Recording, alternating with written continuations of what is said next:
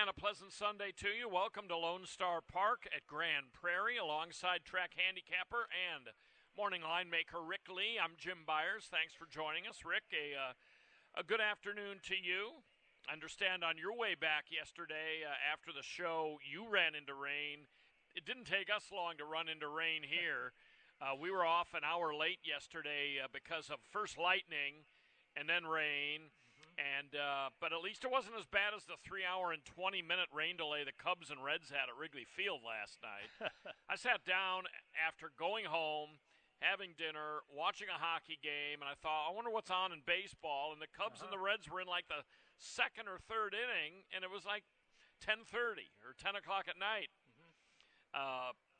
Long night at Wrigley. We didn't have that long. No, we didn't have that long. We're going to have a long night tonight, though, because most fans will be watching the Dallas Stars. I hope so. I certainly will be. Trying to keep from getting eliminated tonight. We don't need any lightning delays today because Lip has to get home and watch a little hockey. But nonetheless, we're on the main track today is good. As you can see, the turf is off again. A clean sweep of the weekend for being off the turf. But, hey, the turf never looked better. I think we've talked about this before. The irony of this is the turf has literally, in my 9 seasons here, never looked better, but we can't run on it because it keeps rain. Yep, and you have an update on Eric Asmussen, don't you? Yeah, he's riding today, which is fantastic. He went down after the finish yesterday, same day as brother Keith. Unfortunately, sustained multiple injuries and a spill at Churchill Downs. What are the odds of that? Yeah. But it's going to be great to see Eric back in the saddle here. Only missing a couple of mounts yesterday, and now back today, so that's fantastic news. 9 races today. Let's take a look at our selections and analysis. We start out a little bit like a Texas Showcase day like we did yesterday when we had all those really nice stakes for Texas breds. This first race, Texas bred, allowance, non-winners of 2 going 6 furlongs. Yeah, and I think the most likely winner, in my mind, is in this first race, the 5 Baby of the Family for trainer James Martin. Was a really nice, ran a big race, got caught in the final strides April 19th, his first start of the season here at Lone Star Park. Wheeled back, made 12th in a maiden special weight race. Opened up a big lead and just widened from there. Won by 9 lengths. Really an improving horse. The horse that narrowly defeated him 2 starts back, Team Gormley, came back, and it was an easy allowance winner yesterday. So those last 2 races, plus the fact I don't see anyone who's going to put any pace pressure on this 4-year-old, so I think he's the one to catch and beat. I agree. I mean, you're always a little, I wouldn't say skeptical, but you always look at a horse that seems to have a freak-out performance and just destroys the competition that might be out of character and wonder if they can repeat that. But in his case, he ran a huge buyer for the level. But his race before, as you mentioned, against Team Gormley was also a nice race. Mm-hmm. And it's not like he went from a 48 buyer to a 68. Right. He didn't jack up his number that high. So, yeah, he looks like a very, very likely winner here in the first. And it's interesting, he was a late runner in 2 turf races. He moves to dirt, and all of a sudden he's a rocket. That's strange, isn't it? Yeah, it's hard really to explain. I don't get it. So sometimes I just don't get it. But hey, that's what makes it fun. Yeah. Race number 2. 5.5 furlongs, Texas bred, non-winners of 2 claimers for a $5,000 claiming tag. This race, the first race may be a little bit of a free space. I don't think that's the case here with this bunch of non-winners of 2s. Yeah, this is an interesting race. I ended up on Rusty Gadget. I toiled with this. Of course, I like early speed. What handicapper doesn't? So I was trying to make a reason why he could win. He broke his maiden at 5 1/2 furlongs, the same distance of this race, just 2 starts back. He carried a speed 7/8 of a mile at Houston. So what happened last time out when he dueled for the lead at 7/8 of a mile at this same condition and faded to 5th, beating 13 lengths, and I surmised he came back in 8 days. He ran a really nice race. Man, wheeling back in 8 days and then expecting to run 7/8 of a mile, I think, that's just too demanding for a lot of horses. Not all horses, but perhaps that's the reason. I just think now that he's had 3 weeks rest. He's back at a more, convenient distance for him and his early speed. A hot rider, in Diaz. I'm going to give Rusty Gadget another chance at this level. I'm not going to forgive the last effort. I don't know. He could very well win. I've got him second. I mean, I'm just going to try to find a little better price. So I'm going to go with the 8 Casino Mo. Adds blinkers. Was, I think, monstrously overmatched pretty much all spring into this. You can see double-digit losses all over the place. Double-digit losses early in his career as well against maiden specials. There was a little sliver of time he ran against bottom-level maidens and ended up breaking his maiden for $30,000 at Remington. There was a little sliver of time when he wasn't overmatched and actually was fairly well bet in a few of those races. And, he ran second twice, had a win and a third. So maybe the blinkers on, the drop out of 25,000 non-2, which he obviously had no business being in. Maybe that'll be enough. And he's drawn outside, which can't hurt on a drying out racetrack. Right. I wouldn't think. So I'm going to try Casino Mo. I just don't have a lot of faith in some of the others. We've caught the others' acts a lot. Of course, we've caught Casino Mo's act a few times, too. But we'll see. I figured I'd fish around for a price. Race 3.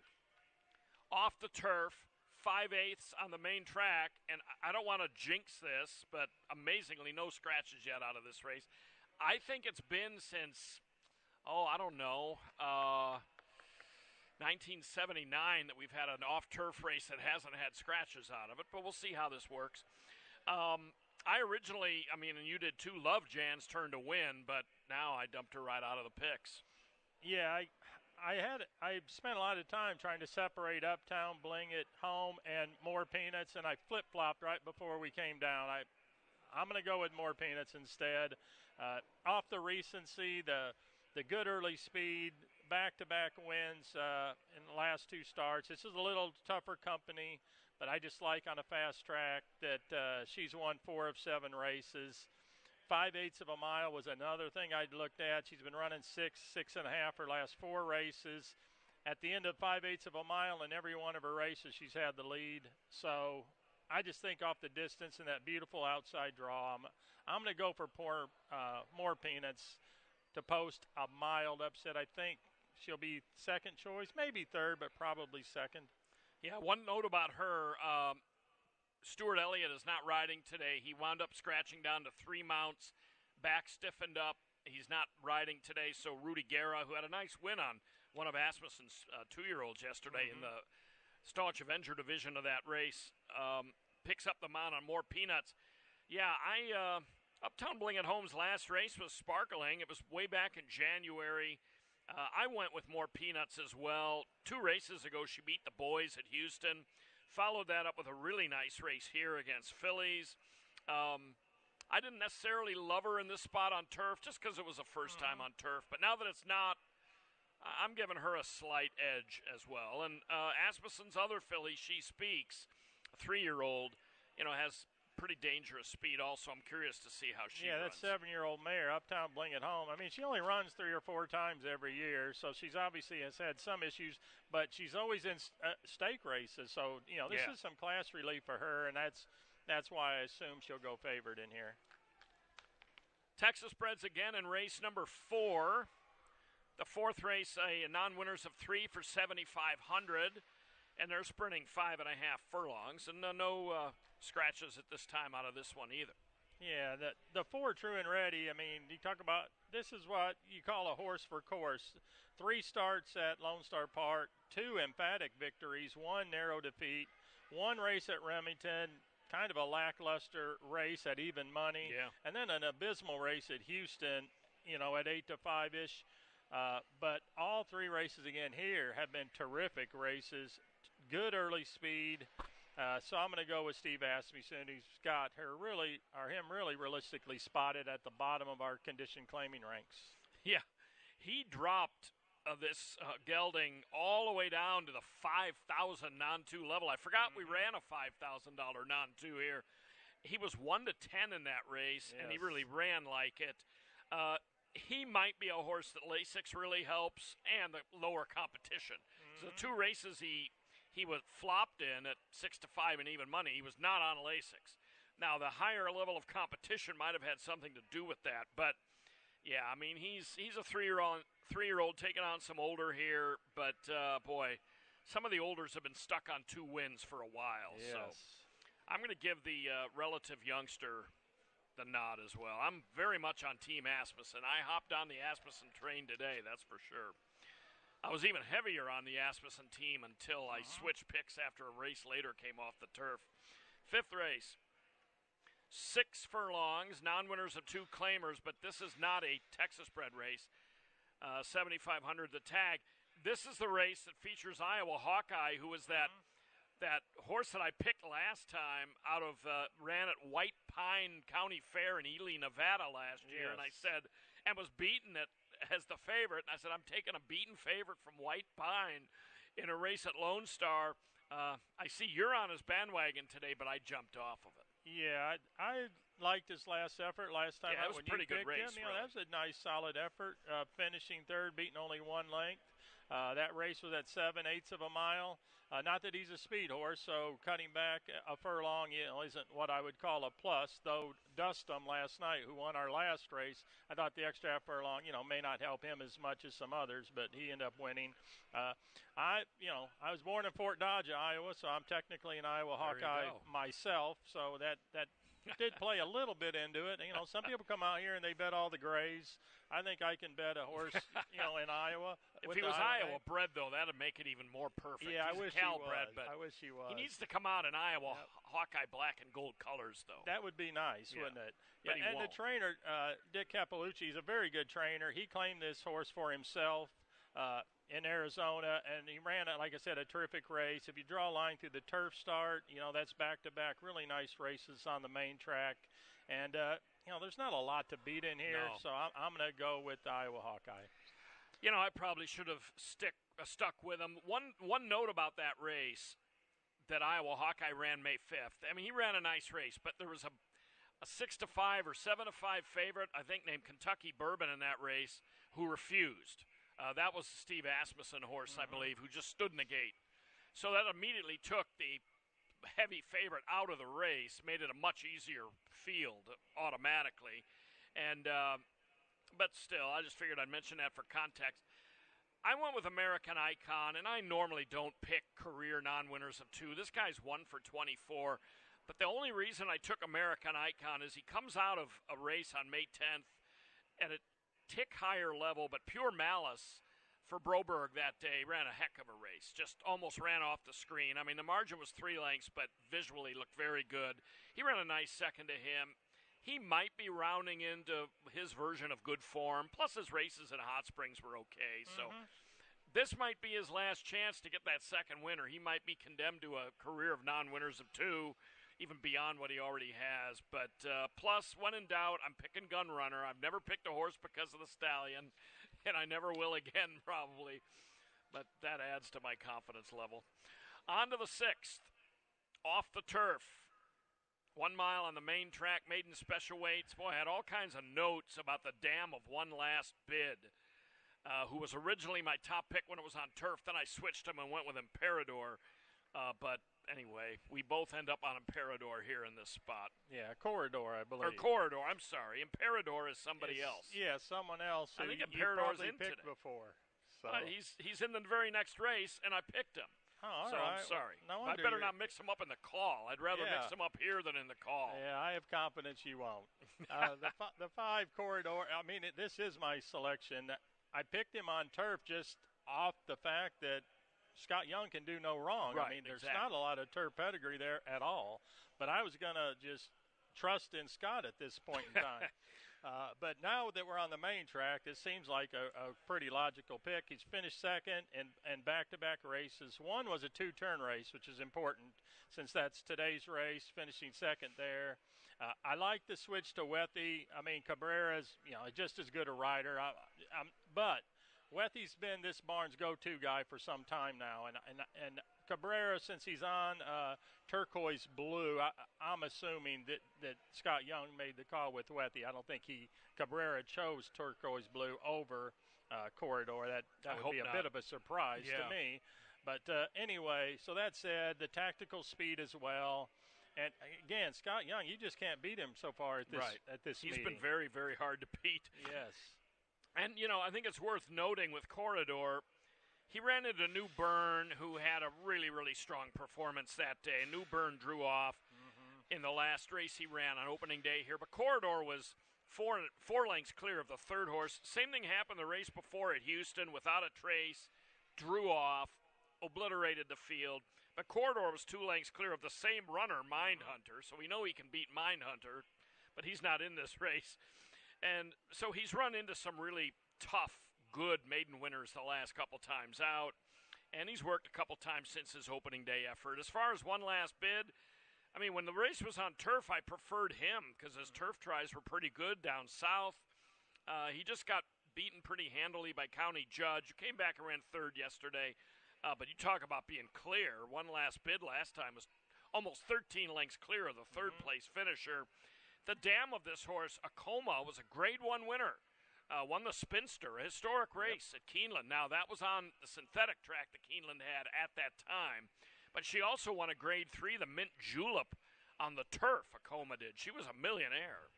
So that's really nice breeding to have here. But now he's back on the main track, and so in a close call, I'm going with Corridor. Yeah, and Lear, his career debut, earned a Beyer figure as strong as any of the favorites at Oaklawn Park. Came back around 2 turns, ran a bad race. Steve punished him by gelding him and giving him a little softer spot shipping here to Lone Star Park. So, again, based off that one start, first-time gelding inside post position, I would never talk someone off of a horse like Lear. Sure.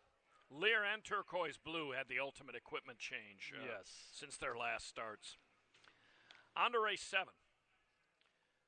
6.5 furlongs, rather. Optional $18,000 claimer, or horses that have not won a race other than, or a non-winner of 2. Scratch the 1, Cousin Larry. These were vet scratches. Also scratched the 4, Runway Magic.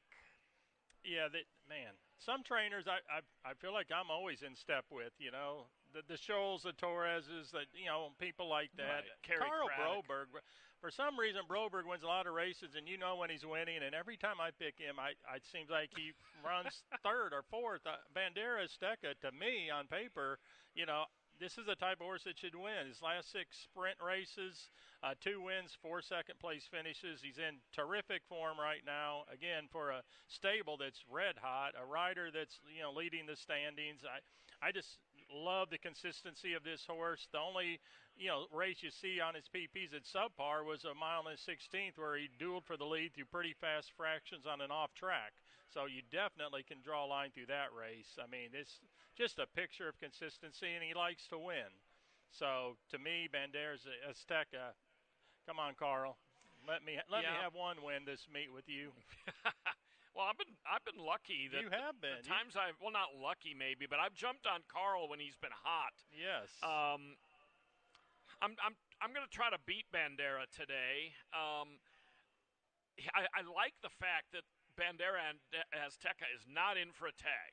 So I really like that he qualifies for this race in a way that he doesn't have to put him up for sale. That indicates that, they don't want to lose him, and that's always a good sign. Here's a case, we talked about how the 6.5 furlongs, the extra half furlong, might not make much difference. But with a speed type, especially one that doesn't relish races beyond a certain distance, the extra half furlong, I think, might hurt Bandera Azteca. I don't think he's going to love it, let's put it that way. If this race were 6 furlongs, I'd be all over him. So I am going to take Emperador. Now I get to say Emperador. Has been off almost 2 months. He was entered and scratched out of a race on Friday, and I was glad that he did because I liked him more in this spot. Last time out, I picked him. He ran against Ernie Banker and, this type of horse, and just had a clunker. He just didn't run. I watched the race before. He was entered before. I think he might have gotten rained out or something. But and I liked him in a previous race, and so I watched the Sam Houston race, and he just didn't run that day, and he obviously had something go on because he went 2 months without running. I'm taking him today. I just think that maybe he was very sharp at Houston, hasn't run here yet. Maybe on his best day he can beat the Bandera Azteca. Though is going to be tough. Yeah, it's interesting, Emperador. On my PPs, he hasn't raced since April 7th. He shows 1.38 breeze. Does he have an extra breeze on your PPs? Okay. That I'm not crazy about. Yeah, you usually notice stuff like that. Especially with Scott Young. Yeah, you're more of a recency guy than I probably am. But especially with recency works. Yeah, but when the way Scott Young's going, I wouldn't concern myself at all about that. I figure, he must be doing something. Yeah, he is. To get the horse ready, aside from Public Works. On to race 8. Mile and a 16th on the main. Scratch number 1, Words of Wisdom, $5,000 condition claiming event here. You can be non-winner of 4 or non-winner of a race since January 1st at a mile or over. Yeah, I'm taking a trainer I don't think I picked before, Jesse Salceda. Yeah, on 5 special had a moment. pretty good year. Yeah, I mean this is a non-winners of 4. One of the conditions he won a non-winners of 3, going 2 turns at Houston. Came back in a stronger optional claimer at Lone Star Park. Caught a sloppy track and still was very competitive. Tried turf last time out again at a higher level and ran again a credible race. Now non-winners of 4, back on a fast track, going 2 turns. To me, there's just a lot to like. This trainer's done, some good things. One of his wins, since he has a very small outfit, he did win Turf to Dirt, earlier this year. So I think Special Moment at a pretty good price, is a big contender today. I gave real thought to picking him as well. His last race, was really pretty good against Blue Boone. I mean, he found himself, in the back of the field early, but matriculated his way on up. But I'm going to go with the 9, Levy. I somehow could not get off the Asmussen bandwagon today. Levy was a horse that started his career, he was about 0 for 11 or so, 0 for 12. And then once he broke his maiden a little over a year ago at Oaklawn, he's gotten reasonably good for the level. Mm-hmm. He reeled off a couple of wins this spring. His last race against Stan's Home Run was okay. I mean, it was a 12-horse field, and he was third. It was a mile back to everybody else. I'm going to give him the call. Asmussen's done an excellent job with him. And Special Moment, respect him a lot. Came close to picking him. To me, this was kind of a tough call. I went with DeSoto's War last time. I picked him.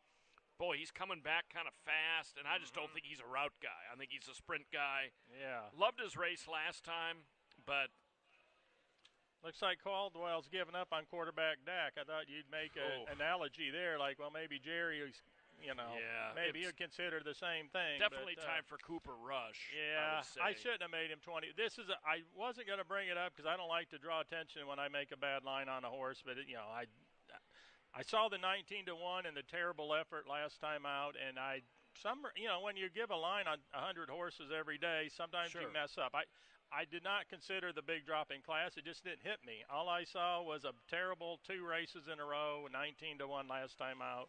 So, that's on me. If you end up getting, 5-1 on that horse, that's just a bad line. Yeah. It's not a serious bet down. I overlooked the big drop in class. So I'm going to admit to it right now. Well, that was a mess up on my part. Now I got to have a pea shooter out and hope he doesn't win. Well, I'll say this.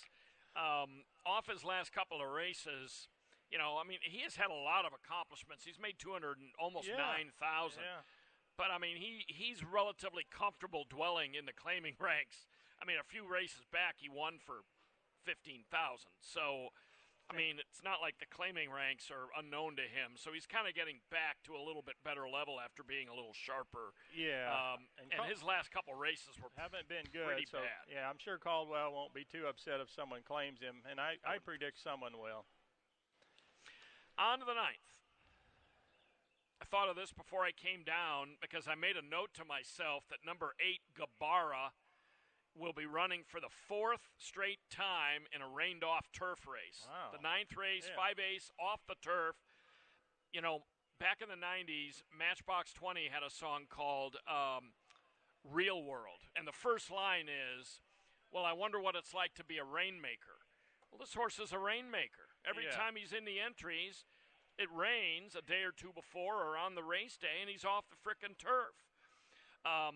But nonetheless, I couldn't find a way to fit him in the picks. And he's traveled the country to get on turf. He's Exactly. Indiana, Louisiana, now he comes to Texas, and it doesn't matter. It rains No. wherever he shows up. It does, and he broke his maiden at Charlestown, and then he wheeled right back in a stake at Churchill. Yeah. So, he's had an interesting trail.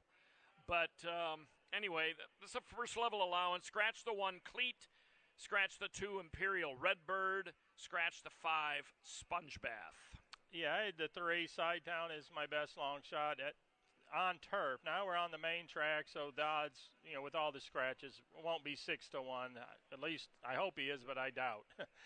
At Will Rogers, he's been really good. Yeah. Last 2 starts, going zipping right to the front, maintaining a safe advantage right to the wire. Those 2 races are at 5 furlongs, the same distance as today's.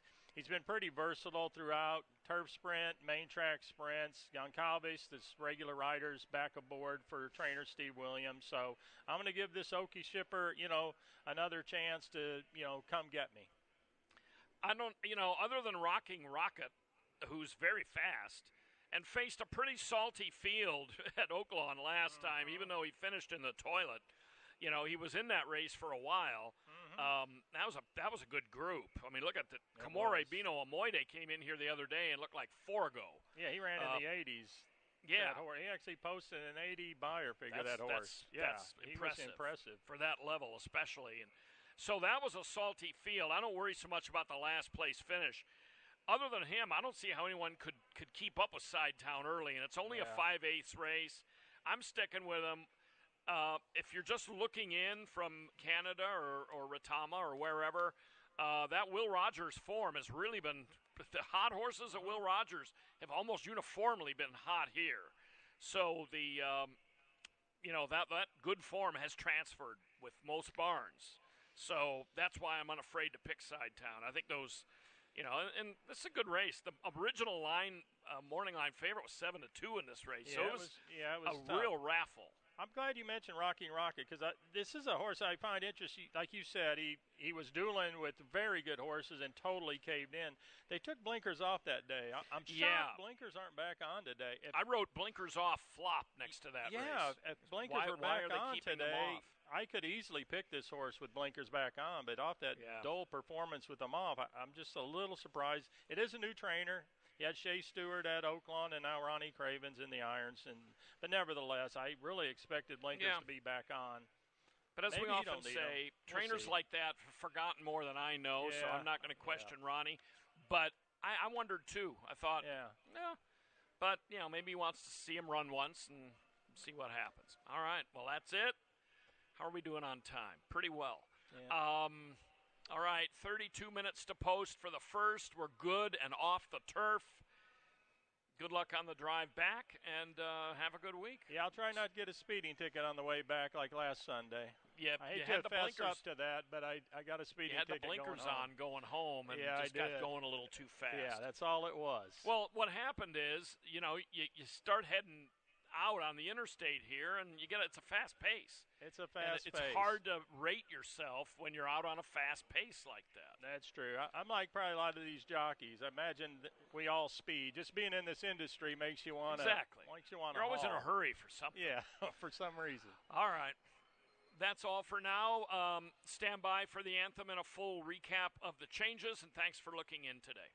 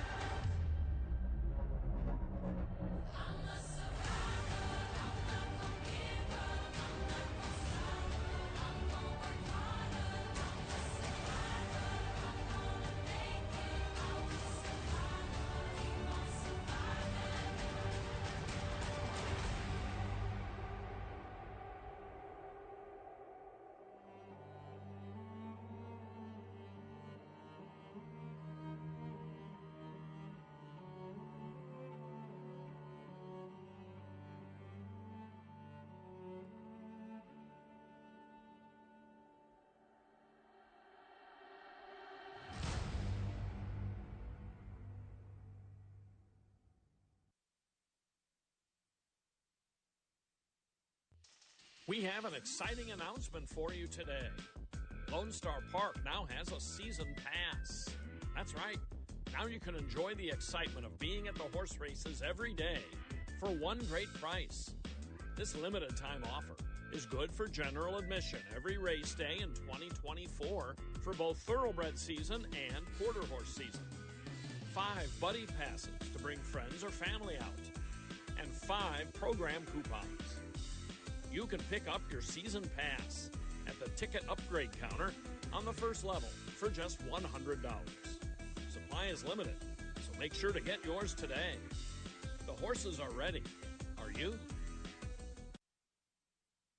DFW's most unique dining experience is at Lone Star Park, and it's called Silks, featuring tiered panoramic views overlooking the racetrack, bedding from the convenience of your table, and so much more. Tickets are on sale now for the thoroughbred racing season.